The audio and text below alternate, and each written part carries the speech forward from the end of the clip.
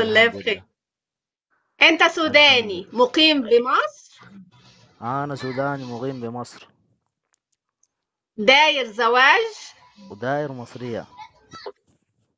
تمام، قول لنا الاول بياناتك كده، سنك قد ايه؟ العمر 24.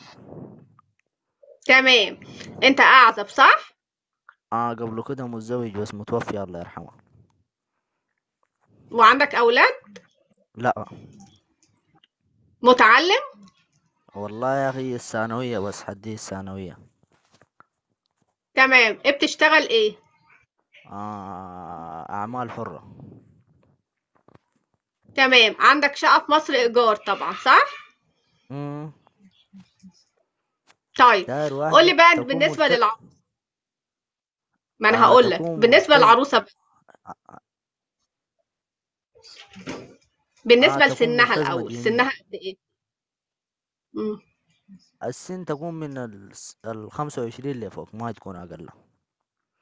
طب يعني افرض ان حدي هي 32 مطلقة ومعاها 33. اطفال، افرض ان هي معاها لا اطفال، بس مع تقبل ولا أطفال لا؟ دي. والله مم؟ بس أطفال ده أنا ما عندي مشكلة، لكن الوضع المادي ما بيسمح لي. تمام، يعني مطلقة بدون أطفال. طب افرض إن هي مش متعلمة. تكون بس ملتزمة دينيا، هو تاني شهادات الدنيا دي ما ضروري. طب افرض إن هي متيسرة تكون ماديا ومعاها أطفال، تقبل ولا لأ؟ ما في ما في مشكلة، بس لأنه ما في الأطفال الوضع مشكلة. المادي ما بيسمح. لأنه لو مع تمام. أطفال بس أنا الوضع المادي ما يسمح.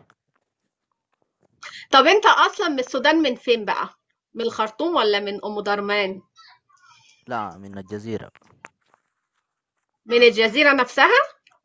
مدني. مدني. عموما أنت نورتنا، وكل أهل السودان الطيبين يا زول. الله الله يسعد ينور. قلبك يا رب. الله ينور قلبك. ودايما خليك معانا، تمام؟ الله يسعدك يا رب.